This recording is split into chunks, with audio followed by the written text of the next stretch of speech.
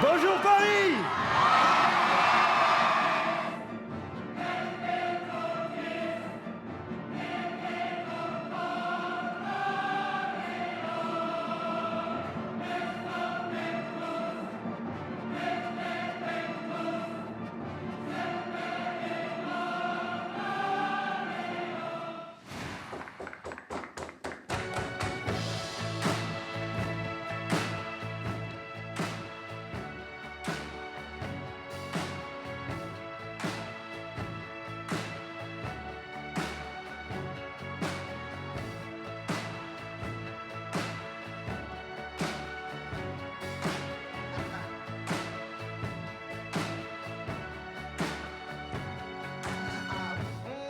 I've been sleeping for 40 days and yeah, I know I'm sleeping 'cause this dream's too amazing.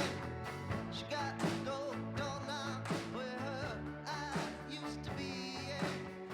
One turn and I learned what it really means to see. Yeah. Ah, it's the magical mystery kind. Ah, must be alive. Le micro marche, oui, il marche. Bon, bah c'est c'est super de revoir la vidéo et de revoir toutes ces aventures. Bah alors bonjour à tous. Bon, bah je vous laisse vous asseoir. Tout le monde est en tout cas là. Bah tout d'abord, je suis vraiment ravi d'être avec vous aujourd'hui et pouvoir vous raconter un petit peu mon histoire. En tout cas, bah, vous avez vu comme sur les images, la première aventure, c'était une image une vie de sportif. En étant plusieurs fois champion du monde de roller, des émissions télé, etc. Mais bon, vous imaginez bien, c'est un sport à risque, donc j'ai commencé à me casser les bras et les jambes dans tous les sens. Juste pour une petite aparté, j'ai été opéré des genoux 3 fois, des épaules 2 fois, des poignets 2 fois, j'ai eu la hanche cassée, les cervicales presses 2 fois, le nez 3 fois, les côtes, les doigts, les chevilles ici ouverts, etc. Bon, c'était vraiment des hauts et des bas. Et par rapport à ça, bah, j'étais un petit peu obligé de me prendre en main et en quelque sorte de préparer mon avenir en créant des sociétés en parallèle de ma carrière. Parce que vous imaginez bien, le roller, ce n'est pas le foot ou le tennis. Donc finalement, la seule solution, c'était de créer en quelque sorte mon propre avenir. Alors au début, j'ai commencé à créer des sociétés un peu dans mon univers, à fabriquer des skateparks, des événements de roller. Même l'événement de la Tour Eiffel que vous venez de voir, c'était quasiment un événement de start-up parce qu'il fallait convaincre tout le gouvernement français, avoir la sécurité, trouver 1 million d'euros pour sauter, convaincre tous les médias, arriver à organiser un événement qui rassemble comme ça 100 000 personnes au bas de la Tour Eiffel, et en plus entouré d'une équipe de 100 personnes pour travailler. Donc c'était, voilà, en parallèle de ma carrière, j'ai comme ça à chaque fois évolué, à essayer de créer finalement ma sécurité à plus long terme.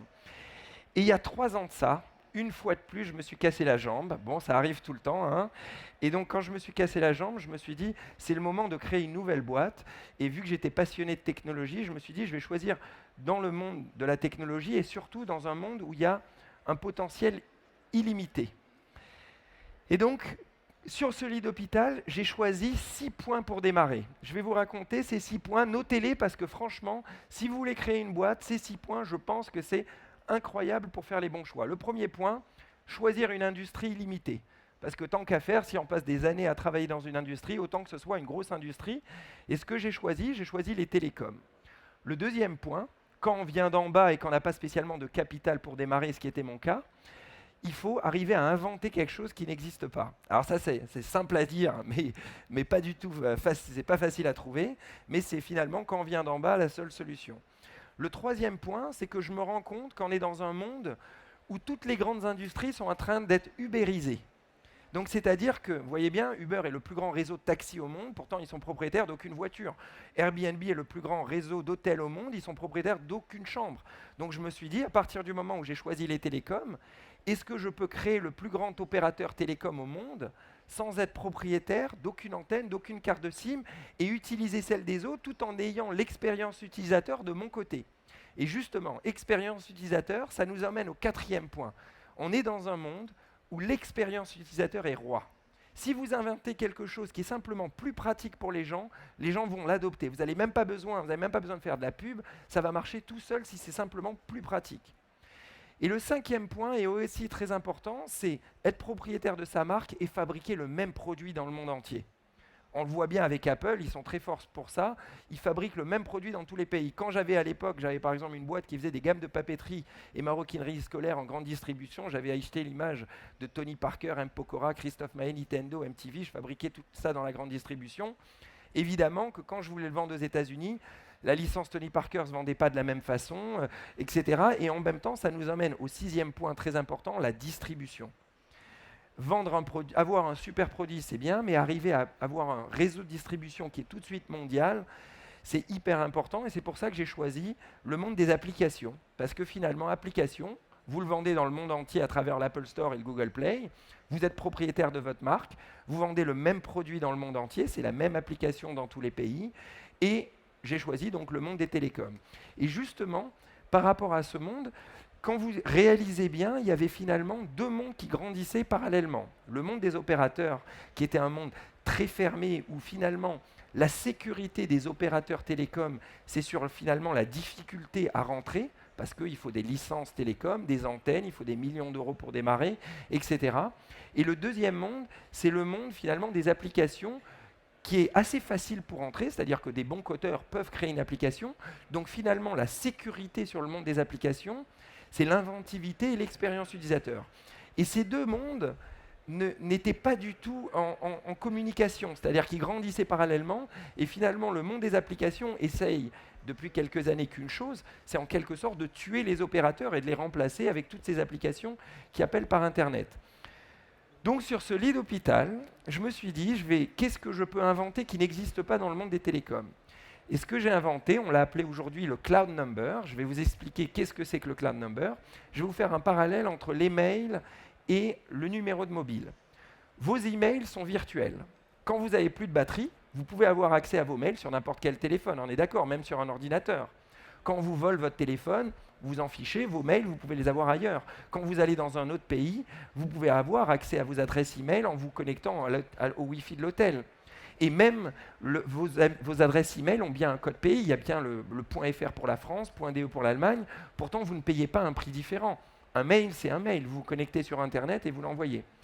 Quand vous faites le parallèle avec le numéro de mobile a un prix différent. Quand vous appelez un numéro français, vous payez le prix français. Un numéro anglais, vous payez le prix anglais. Et si on vous vole votre téléphone, vous n'avez plus de numéro. Vous êtes en voyage à l'étranger, on vous vole votre téléphone. Il faut attendre de revenir en France pour prendre une carte SIM pour récupérer votre numéro. Et vous ne pouvez même pas récupérer votre WhatsApp à l'étranger parce que la validation du compte WhatsApp se fait à travers le numéro. Donc finalement, l'idée que je me suis dit c'est ridicule. On est dans une industrie qui évolue tellement vite, ça fait 30 ans que la carte SIM et le numéro de mobile n'a pas évolué. Donc je me suis dit, je vais inventer un nouveau standard où on va mettre les numéros de mobile dans le cloud, qu'on va appeler justement Cloud Number. Et quand j'ai imaginé ça sur mon lit d'hôpital, je me suis dit, mais ça offre tellement d'avantages. Déjà, on peut avoir autant de numéros qu'on veut sur son portable, comme des adresses email, mais des numéros étrangers. Plus besoin d'aller à New York pour prendre un numéro américain. En France, un clic, je me prends un numéro américain ou anglais.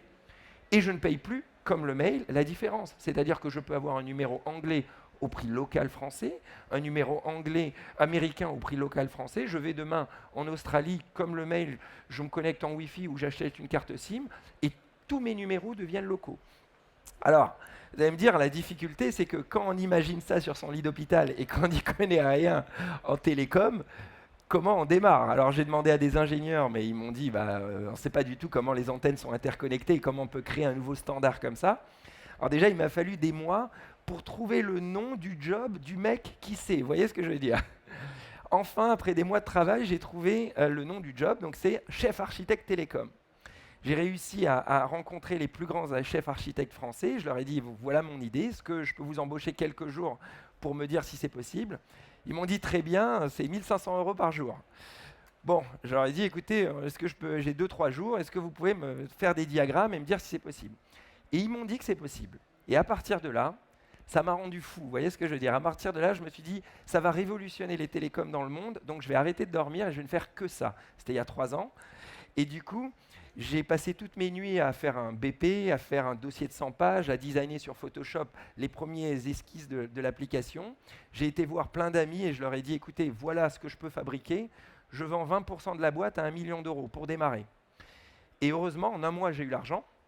Et avec le 1 000 000 d'euros, j'ai commencé à créer une équipe. Alors une personne, 2, 3, 5, 10. Aujourd'hui, on est déjà 35 et j'en embauche 20 de plus en ce moment et j'espère 50 de plus l'année prochaine. Et alors très vite, évidemment, le 1 000 000 d'euros est parti. Donc il a fallu que je lève 2 millions d'euros de plus, après 2 millions d'euros de plus, après 2 millions d'euros de plus. Là, on est en train de clôturer quasiment notre septième million. Et, et donc finalement, les choses se sont accélérées parce que on a commencé à prendre des licences télécom dans tous les pays, connecter les antennes, ça passe pas par Internet, même si on a cette technologie, on passe vraiment sur le réseau.